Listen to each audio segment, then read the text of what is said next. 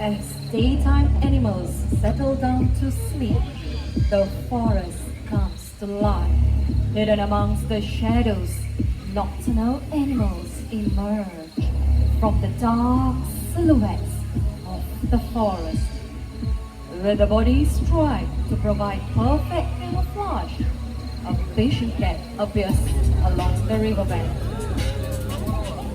These cats love to swim and dive underwater and bears a layer of fur so dense that water cannot penetrate.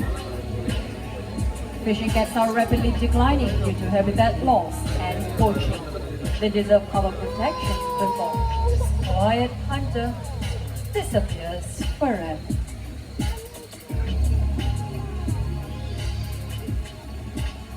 Good evening and welcome to the world of the night hunters. I've been often asked, how does nocturnal animals survive? Well, all night creatures have unique adaptation for survival in the forest. For example, the owls. Joining us tonight, we have two gorgeous owls.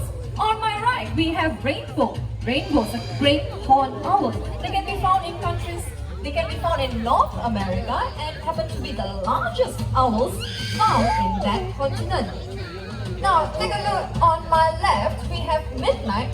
Midnight's a Malay fish owl, also known as the pufferfish owl.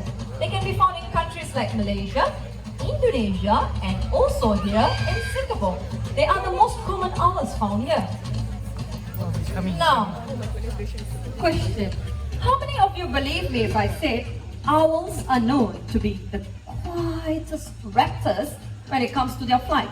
And no one? No one believe me? Okay, alright, we have only one, two, right. Tonight, we're going to show you how quiet they can be. And for that, I need everyone to remain seated and focus your attention to Midnight. Alright, Midnight, once you're ready. Nice. That was a really beautiful flight, Midnight. Now, as Midnight flew over your head, did you notice how quiet she was? Except for the screeching, of course. Yes? Well, that's because owls' wingtips have soft edges, which enables them to fly silently over fields and meadows, looking for their prey. Now, next question. We all know that owls can rotate their head to a certain degree, right? How many degrees do you think owls can rotate their head? Shout out your answers. Shout out your answers. 270. Any other answers? 360. 180. Alright, the common answer is 180, 360 and 270. The right answer is actually 270 degrees. Unlike us humans, they can't move their eyeballs up and down or right to left. So to compensate this, they actually rotate their head 270 degrees. Cool, right? Alright, with that, let's give it up for Aslin and Midnight, Perlin and Rainbow. Now, I still see some flashes going on and spotlights. Please make sure your spotlights and flashes are switched off. Okay, for this next segment, please remain seated and above all, like I said before, please be mindful of your flashes.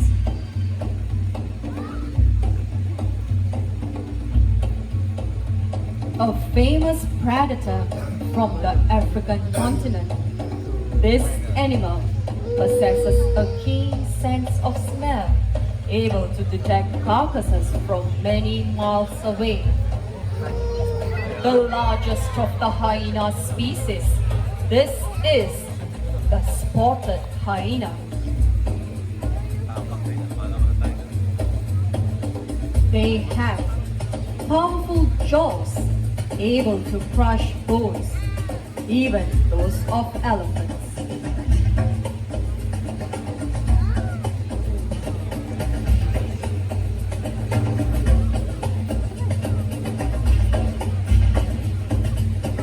With their excellent digestive system, they are able to digest their entire prey, including the skin, bone, horn, teeth, and even the hooves. Hyenas are able to run for many miles in search of their prey due to their large hearts. They are able to take down prey twice their size, including the buffaloes and zebras. People often mistake hyenas to be from the canine family due to their dog-like features, but in fact, they are more closely related to the cats. Coming up next from the grasslands of Africa, we have our very own slender-billed serval. Keep your eyes on the exhibit. In a while, we'll be joined by our really beautiful serval by the name of Bandit.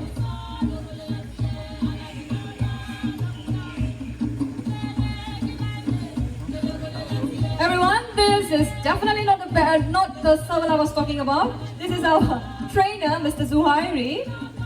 Now, servals resemble miniature cheetahs except for their relatively shorter tail.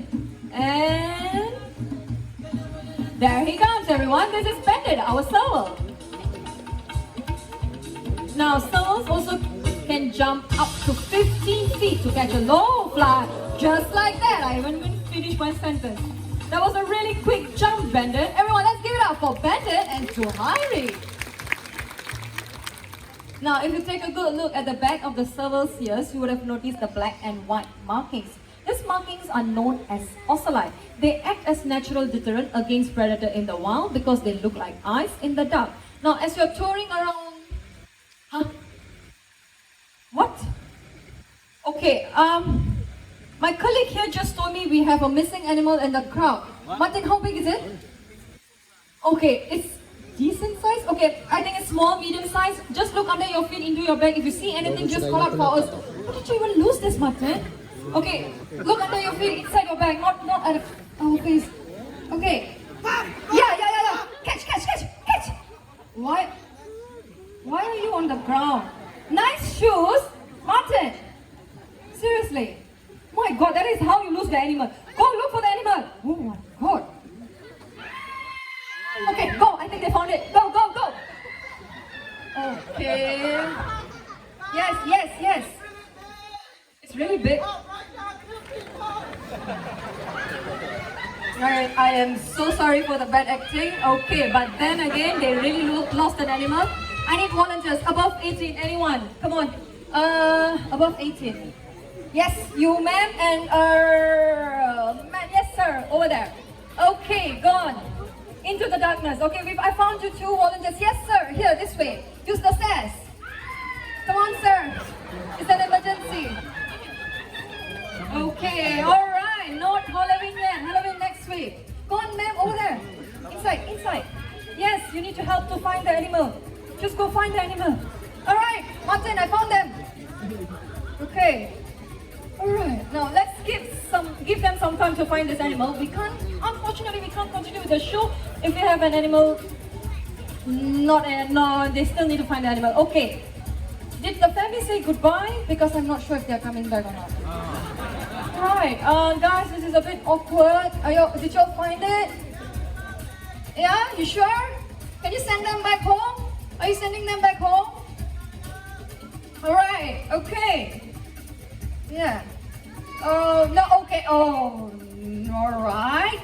Okay, everyone, let's give it up for Maggie,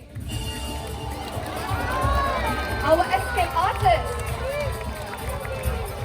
Martin needs to check his size. That is not even decent size. Alright, everyone. This is Maggie. Maggie is our Burmese rock python. They are the 5th largest python in the world, and they can be found in Southeast Asia, including here in Singapore. Now, before we get to know the both of you, a quick word of warning. Please do not squeeze Maggie, because Maggie will definitely squeeze you back. Okay? Alright. Now, hi sir. Welcome to Night Safari. What is your name? Where are you from? Yongle.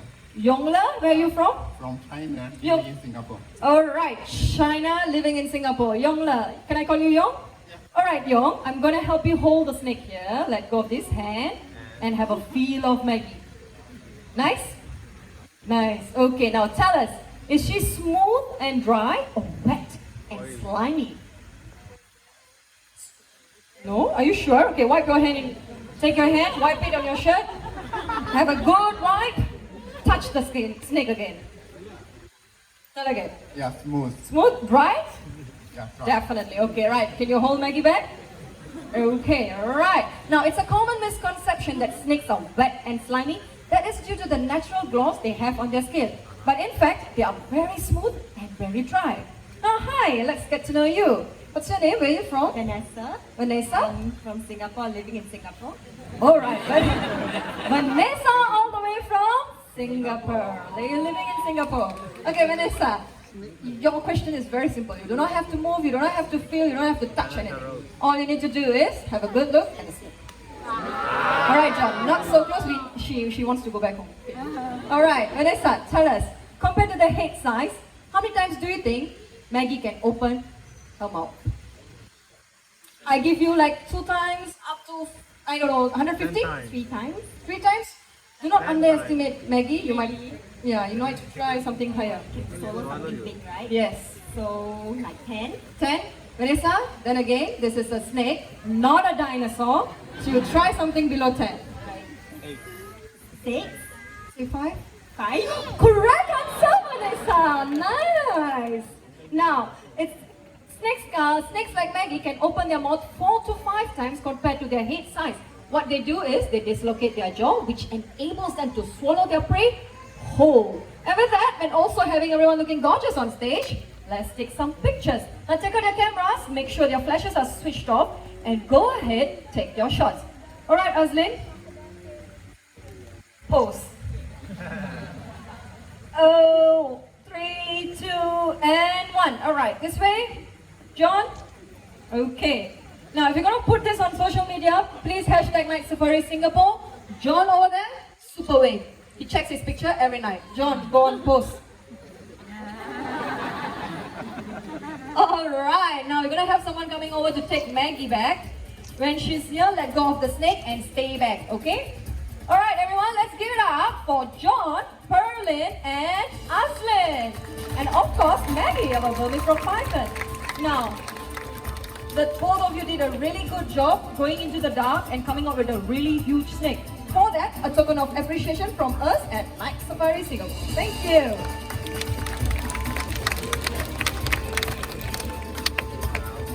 Alright, as with the courtesy appearance of Maggie on stage, I think this is the right time for me to share conservation message with all of you.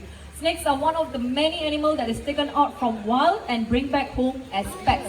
Please remember, guys, important message. I think it's time for you all to really listen. This is a really important message. No wonder. Who let talk? Okay, everyone. This is Toffee. Toffee is a very good friend of mine. He's a common white raccoon. Unfortunately, raccoons are considered as pests in many countries. This is not entirely their fault.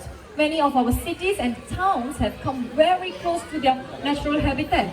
With their ever-diminishing forests, they have no choice but to actually enter our home to look for their food. Now, it makes me wonder what we throw that attracts them. Let's see what we have here. Okay, we have a paper carton, some plastic bottles, and a tin can. Now, all of these things come from nature one way or another, and they all have one thing in common. They all can be You can say that louder. They all can be recycled. And